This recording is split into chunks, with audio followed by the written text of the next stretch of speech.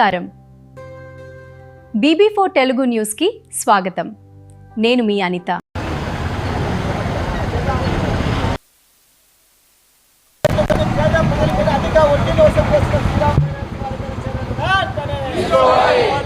ప్రజలు నడ్డి విచ్చేదంగా అధిక వడ్డీలు వసూలు చేసిన శ్రీరామ్ ఫైనాన్స్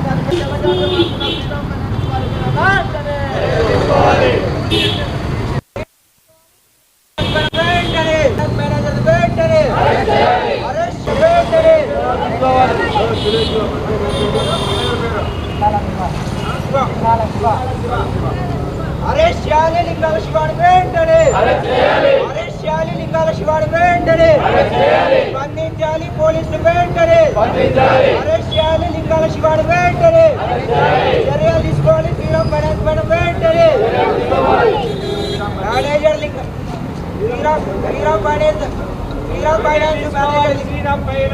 మేనేజర్ పైన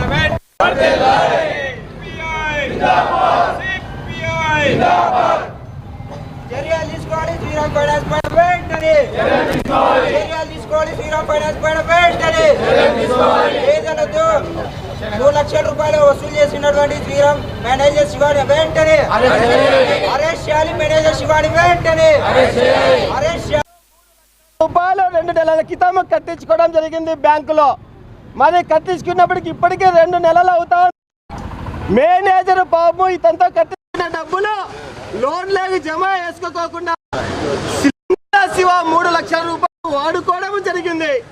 బాధ్యులు 2 నెలల నుంచి బ్యాంక్ శ్రీరామ్ ఫైనాన్స్ చుట్టూ తిప్పుకుంటూ మీ డాక్యుమెంట్స్ చెన్నైలో ఉన్నాయి వస్తున్నాయని చెప్పేసి మరి బాధ్యతలకి మోసపూరితమైన మాటలు చెబుతూ వచ్చారు. వీరు పై మేనేజ్మెంట్కి శ్రీరామ్ మేనేజ్మెంట్కి తెలియజేస్తే పైన మేనేజ్మెంట్ వారు వచ్చి పంచాయతీలు చేసి పాపము వీళ్ళకి డబ్బులు కట్టండి అని చెప్పేసి ఉచిత సలహాలు ఇచ్చిపోయినారు. వీరు పాపము ఈ మధ్య కాలంలోనే పెద్ద యాక్సిడెంట్ అయి సురేష్ కి దాదాపు కాలంతా పెద్ద యాక్సిడెంట్ అయి కాలంతా నుంచి అయిపోయింది. ఈ మధ్య కాలంలో ఆర్థిక ఇబ్బందులు ఫాదర్ చనిపోయినాడు. వీళ్ళ ప్రజలు తట్టుకోలేక వచ్చి ప్రతి గదికి వీళ్ళ ప్రజలు తట్టుకోలేక బయట 2 రూపాయలు అడిగితే మరి 3 లక్షల రూపాయలు వచ్చి తీసుకుని వచ్చి కడితే లింగాల శివ 3 లక్షల రూపాయలు ఎత్తుకొని పోయి ఈ రోజు కూడా వీళ్ళు జమ చేయలేదు. ఇక్కడ ఉన్నటువంటి యాజమాన్యము ఏ మాత్రము కూడా రమేష్ కుటుంబానికి సహకరించకపోగా నువ్వు అంతంతా వసూలు చేసుకోపని ఇప్పుడు కొత్త మేనేజర్ శ్రీరామ్ గారికి వచ్చారు.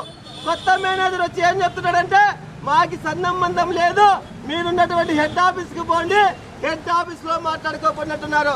ఈ రోజు ఈ ఫైనాన్స్ లో డబ్బులు 3 లక్షలు కట్టి ముందు 2 లక్షల కంతులు కట్టినా కూడా మరి ఈ పొద్దుడికి 5 లక్షల రూపాయలు మళ్ళా కట్టాలని చెప్పేసి ఈ రోజు నోటీసు పంపించడం జరుగుతోంది. మరి ఈ రోజు కంతు కట్టకపోతే 1 రోజు దాటితే కంతుకు వడ్డీ, నెల దాటితే చెక్ బౌన్స్ వడ్డీ, ఇంటికాటికి వస్తే అదనపు వడ్డీ, ఈ విధంగా వడ్డీల్లోకి అసలు కలిపి ప్రజల ప్రాణాలతో చెలగాట మారుతోంది శ్రీరామ్ ఫైనాన్స్ అని చెప్పేసి ఈ సందర్భంగా అడుగుతున్నాం. ఈ రోజు రాష్ట్రంలో దేశంలో వీరు ఏ బ్యాంకులు కూడా మరి బ్యాంకుల్లో సక్రమంగా అయినటువంటి వాళ్ళకి బ్యాంకు లోన్లు ఇవ్వకపోయినా శ్రీరామ్ ఫైనాన్స్ వారు మాత్రము మా బ్యాంకులకు రాండి, మీకు ఎటువంటి మీకు సక్రమంగా ఇది బ్యాంకులో లేకపోయినా మేము ఇస్తాము అని చెప్పేసి సూటీలు వేయించుకొని సూటీలు వాళ్ళు కూడా ఈరోజు తమిళనాడు రాష్ట్రంలో సూటీలు వాళ్ళని ఇబ్బంది పెడితే ఒక ఫ్యామిలీ అంతా ఉరేసుకొని చావడం జరిగింది శ్రీరామ్ ఫైనాన్స్ వల్ల. ఈరోజు మన జిల్లాలో మన రాష్ట్రంలో ఎక్కడా లేనంగా మన జిల్లా జడ్జి దగ్గర శ్రీరామ్ ఫైనాన్స్ సంబంధించిన 500-600 కేసులు వేస్తే జడ్జి గారు వీళ్ళ కట్టలని పక్కన పాడేయడం జరిగింది అనంతపురం జిల్లాలో.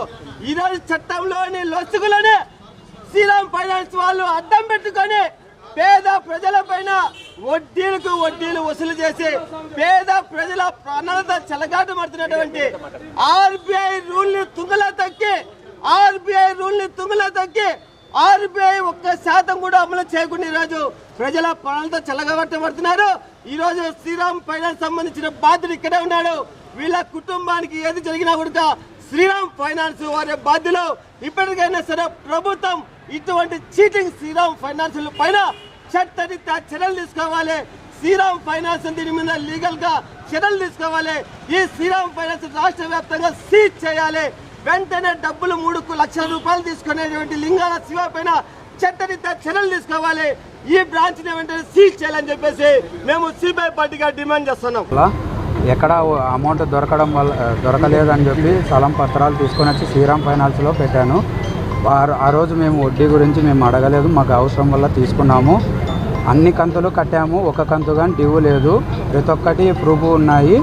ఆయన 3 లక్షలు కట్టినాం, అన్ని కంతులు కట్టి 3 లక్షలు కట్టినాము. ఇంకా ఎక్కువ అమౌంట్ చూపిస్తుంటే 5 లక్షలు ఇంకా చూపిస్తున్నదని డిఎం దగ్గరికి వెళ్తే లేదు మీరు మొత్తం కట్టాల్సిందేదే, ఎంత అమౌంట్ ఉన్నదో అంతా కట్టాల్సిందేదే అన్నాడు డిఎం.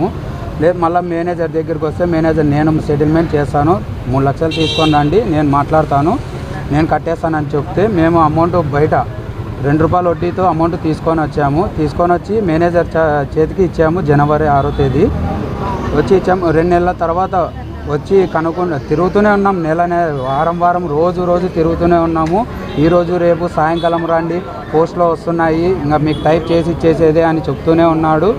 మళ్ళీ లాస్ట్కి ఈ నెలలో వస్తే ట్రాన్స్ఫర్ అయిపోయినాడు డైరెక్ట్. ట్రాన్స్ఫర్ అయినాక కొత్త మేనేజర్కి అడిగితే కొత్త మేనేజర్ మాకు తెలియదు, ఆ విషయమే మాకు చెప్పలేదు, మీరేమన్నా ఉన్నా కానీ డిఎం దగ్గరికి పోయి మాట్లాడుకో